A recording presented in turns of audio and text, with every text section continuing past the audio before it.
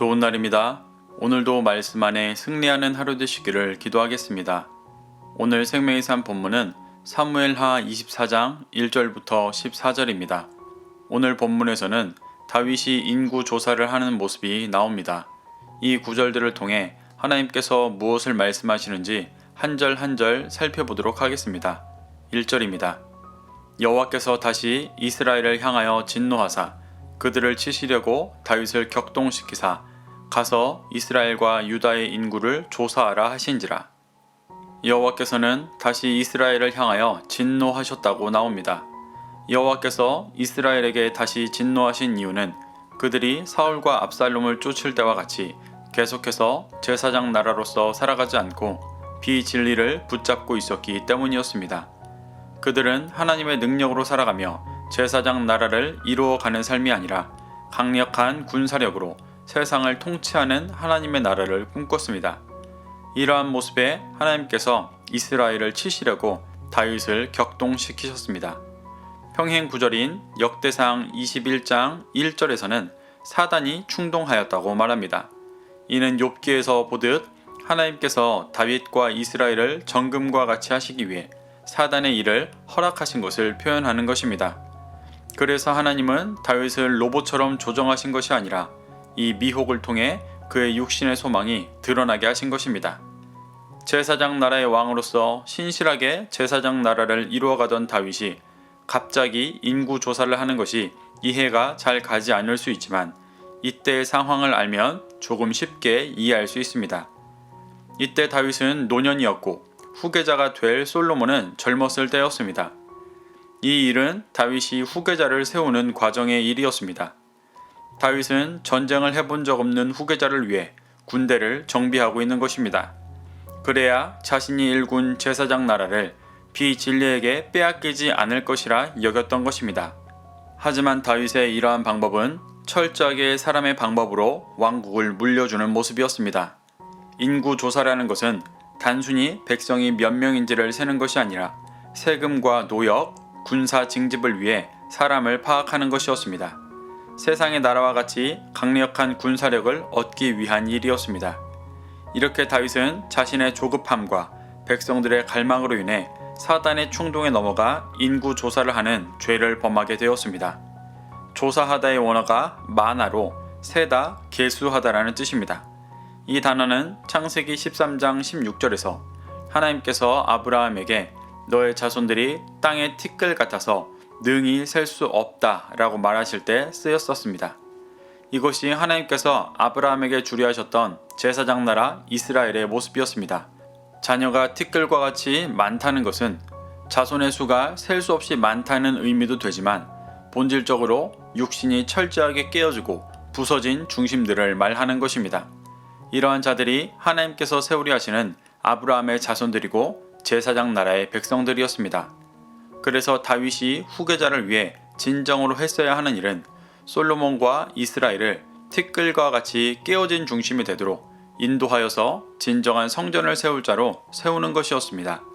하지만 다윗은 이러한 제사장 나라의 비전을 잊고 세상에서 보기에 강력한 군대를 만들어 주려 하고 있습니다. 2절입니다. 이에 왕이 그 곁에 있는 군사령관 요압에게 이르되 너는 이스라엘 모든 지파 가운데로 다니며 이제 단에서부터 브엘세바까지 인구를 조사하여 백성의 수를 내게 보고하라 하니 사단에게 충동된 다윗은 군사령관 요압을 불러 단에서 브엘세바까지 인구를 조사하라고 말합니다. 단에서 브엘세바는 이스라엘의 최북단 도시와 최남단 도시를 말하며 이스라엘 전체를 말하는 관용어구입니다. 온 이스라엘의 인구를 조사하라고 명한 것입니다. 3절부터 4절입니다. 요압이 왕께 아뢰되 이 백성이 얼마든지 왕의 하나님 여호와께서 100배나 더하게 하사 내 주 왕의 눈으로 보게 하시기를 원하나이다. 그런데 내 주 왕은 어찌하여 이런 일을 기뻐하시나이까 하되 왕의 명령이 요압과 군대 사령관들을 재촉한지라. 요압과 군사령관들이 이스라엘 인구를 조사하려고 왕 앞에서 물러나. 요압은 다윗과 함께하며 하나님의 전쟁이 사람의 많고 적음에 달린 일이 아니라는 것을 많이 경험했던 자였습니다. 그래서 후계 작업을 위해 인구를 조사하는 다윗을 말렸습니다. 하지만 마음이 충동된 다윗은 그 말을 듣지 않고 오히려 재촉하여 인구를 조사하게 합니다. 이것이 육신의 소욕에 눈이 먼 자들이 진리 앞에 행하는 모습입니다. 5절부터 9절입니다. 요단을 건너 갓 골짜기 가운데 성읍 아로엘 오른쪽 곧 야엘 맞은 쪽에 이르러 장막을 치고 길앗에 이르고 닷딤 호시 땅에 이르고 또 다냐안에 이르러서는 시돈으로 돌아 두로 견고한 성에 이르고 히위 사람과 가나안 사람의 모든 성읍에 이르고 유다 남쪽으로 나와 부엘세바에 이르니라. 그들 무리가 국내를 두루 돌아 9달 20날 만에 예루살렘에 이르러 요압이 백성의 수를 왕께 보고하니 곧 이스라엘에서 칼을 빼는 담대한 자가 80만 명이요 유다 사람이 50만 명이었더라.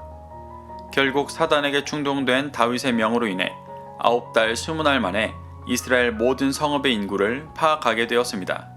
9절에서 칼을 빼는 담대한 자의 수를 파악한 것으로 봐 인구 조사의 목적 중 가장 큰 것이 강력한 군대 조직을 만드는 것임을 알 수 있습니다. 10절입니다. 다윗이 백성을 조사한 후에 그의 마음이 자책하고 다윗이 여호와께 아뢰되 내가 이 일을 행함으로 큰 죄를 범하였나이다. 여호와여 이제 간구하옵나니 종의 죄를 사하여 주옵소서. 내가 심히 미련하게 행하였나이다 하니라. 인구 조사가 끝난 후 다윗은 그 마음에 자책하여 죄를 고백하고 회개하는 모습을 보여줍니다. 다윗의 위대한 점은 이 회개에 있습니다. 다윗은 사단에게 격동되어 인구 조사를 했지만 그것이 죄라는 것을 깨달아 마음에 자책을 했습니다. 밧세바 사건 때에는 나단 선지자의 책망 앞에 죄를 고백하고 회개했었지만 지금은 그러한 과정 없이 홀로 회개하고 있습니다. 이것이 그가 항상 진리 앞에 서 있으려 애쓰는 자였음을 뜻하는 것입니다. 사울은 자신의 죄를 인정하지 않고 합리화하며 심판하시는 하나님을 오히려 원망했었지만 다윗은 날마다 진리 앞에 있었기 때문에 죄를 깨닫고 스스로 자책할 수 있었습니다. 자책하다의 원어 낙하는 치다, 찌르다, 죽이다 라는 뜻입니다. 진리가 검이 되어 그의 비진리를 드러내고 찌르고 죽이고 있는 것입니다. 그는 이렇게 죄를 자각하고 회개하며 간절히 죄를 사하여 달라고 기도했습니다. 11절부터 12절입니다. 다윗이 아침에 일어날 때 여호와의 말씀이 다윗의 선견자 된 선지자 갓에게 임하여 이르시되 가서 다윗에게 말하기를 여호와께서 이와 같이 말씀하시기를 내가 네게 세 가지를 보이노니 너를 위하여 너는 그 중에서 하나를 택하라. 내가 그것을 내게 행하리라 하셨다 하라 하시니 회개를 한 다윗에게 선지자 갓이 와서 여호와의 말씀을 따라 죄의 대가를 세 가지 중 하나 택하라고 말합니다.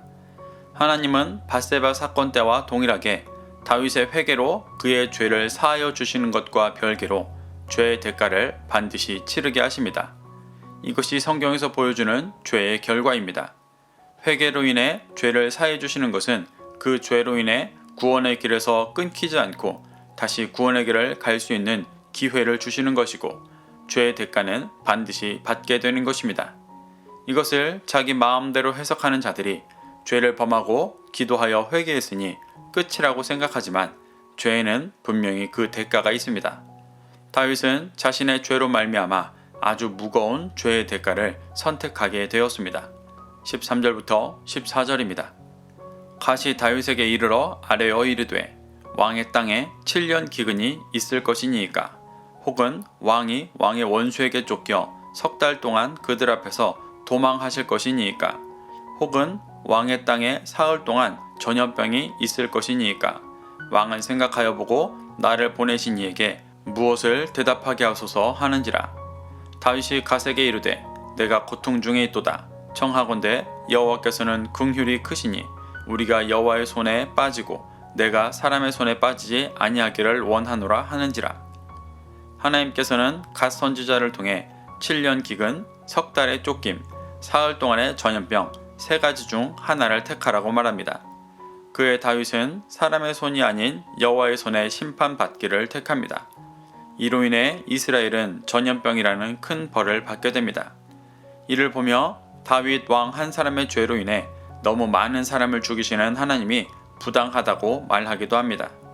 하지만 1절에서 분명히 언급했듯 하나님께서는 끊임없이 비진리를 쫓던 백성들에게 진노하셔서 이 일을 행하고 계시는 것입니다. 백성들은 자신들의 죄의 대가를 받고 있는 것입니다.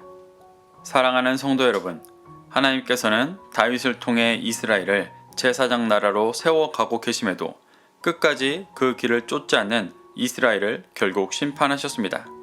하지만 이 심판은 이들을 미워하셔서 벌하시는 것이 목적이 아니라 진정한 성전을 지어야 하는 솔로몬 때를 위해 이스라엘을 거룩하게 연단하시는 시간이었습니다. 이 과정에서 다윗은 육신의 소욕을 쫓는 연약함이 또 드러나지만 결국 회개하며 다시 주님께서 인도하시는 구원의 길을 쫓으려 합니다.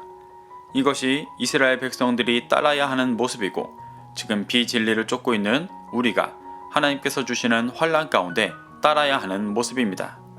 오늘도 이 말씀을 심령에 새겨 회개하고 겸손케 된 심령으로 구원의 길을 쫓으며 승리하는 하루 되시기를 기도하겠습니다.